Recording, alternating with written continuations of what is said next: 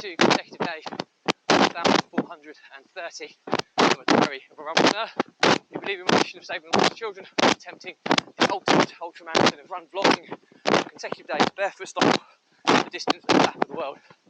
Do give this a subscribe, share, like and comment. The more people we get in front of, more money we raise, and ultimately the more children's lives we save, which is the single most important reason I put myself through this every single day.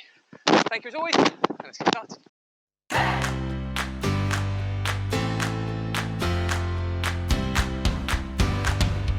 So, consecutive day 1,430 of a diary of a runpreneur, and I'm out today with my younger son James. Say hi. Hi. And the topic for discussion today is negotiating with children. So, to put it in perspective, pass these people first. To put it in perspective, how do you, mate? So, to put it in perspective, I'm my kind of vocation, if you like, is a serial entrepreneur. So I have multiple businesses and multiple business ventures that I work on simultaneously. And one of the key kind of aspects of business and as a key entrepreneurial trait is your ability to communicate and negotiate to get a win-win outcome. And I have to say, so I'm fairly, I wouldn't say I'm particularly amazing at negotiating, but I'm competent at negotiating.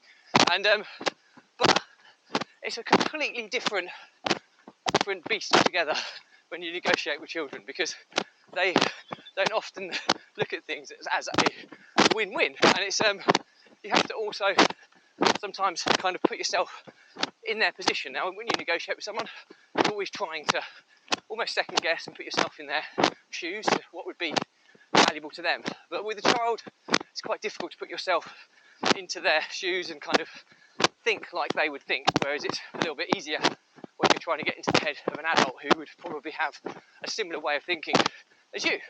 And the reason for the topic today is that James is out on his, I think it's the 5th run that he's done with me, and we made a deal about if he came with me for 5 consecutive weeks, he would earn himself a new pair of running trainers. He'd need them anyway, so it was kind of like a compromised reward. He'd get a nice new pair of trainers that he'd get to pick, that he'd use for running, and I'd get him to commit to running, which is better for his mental well-being and physical fitness. But something went wrong last week. So last week was actually the 5th week. Put in perspective, we're on Tuesday today of week 6. So the agreement was he had to run in consecutive weeks, and he ran 1, 2, 3, 4, and then he kept delaying the run on week 5, and he then delayed it, and then life just got in the way, and he had football tournaments and all sorts, and he didn't manage to squeeze in his 5th weekly consecutive week of running. So I was within my rights to say, well, we go back to 0, because the deal was you run every week for 5 weeks and then you get your reward. You ran for 4 and then you stopped, and when you're starting again on week 6. But clearly, how did that make you feel, James, when I said that you'd be going back down to 0? How did that make you feel? Annoyed? Angry, would you say? Annoyed, okay, so, well, I think he's playing it mildly. He was extremely annoyed, would be the easiest way, to the extent that he dug his heels in and said, I'm not running with you again, all these types of things. I thought, you know what, that's not kind of helping things, and it's almost making him resent running and want to do it, which is really important. I want him to do it. So we kind of had a little renegotiation earlier today, and my first kind of place was, well, look, James, you've missed a week of running, so we'll put your reward back a week, and when you do your next week's run, then you get your trainers. And what was your response to that, James? Annoyed again, and yeah, he was extremely annoyed, and again, he wasn't budging. And sometimes in life, you're negotiating with someone who's so set that they didn't think that was fair, that I had to move again, otherwise he would, because he's stubborn, he would have quit. Would you follow through it and quit, James? Probably. Alright, so in the end, came up with a compromise that I think we finally agreed on, that this is his This is week 6. He did one week. He ran on weeks 1 to 4. Missed week 5, and he's run again on week 6. So I said, okay, well, you can make it up this week and do another run. But in fairness to him, he has so much going on. I'm not going to make him do a full 7 and a bit kilometre run like he does normally with me. But his sister started running, and he's up to 2-mile runs now.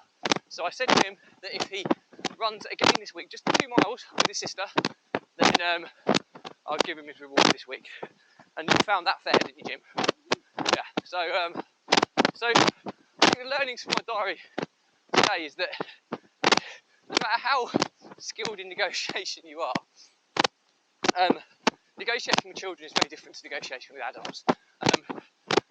Children just want a result which is acceptable to them. And as a father and as a parent, all I wanted was to teach him that there is a consequence to me kind of negging on a deal that we'd clearly made.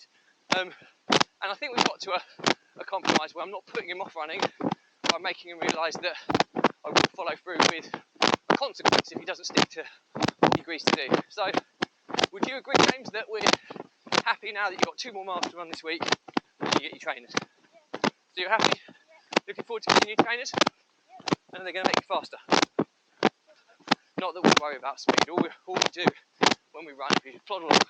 Just the fact he's out here with me, having a chat with me, it means the world to me, and I'm not going to push him harder at all. He wants to do a fundraising event, which is amazing, but that fundraising event is not about running fast or running, put yourself at unnecessary strain. It's about trying to run as efficiently as you can, and that's what we're trying to do out here today. So that's it for me. Any questions or comments, drop me a line. I'll respond to everyone.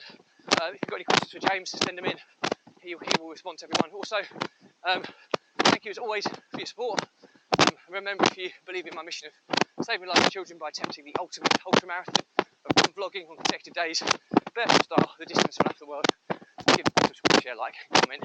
Any engagement reaches more people, raises more money, which ultimately saves more children's lives, which is the single most important reason I do this every single day. Thank you as always. Stay positive, stay happy. I'll see you again tomorrow. Give us a wave, James. Thank you. Bye.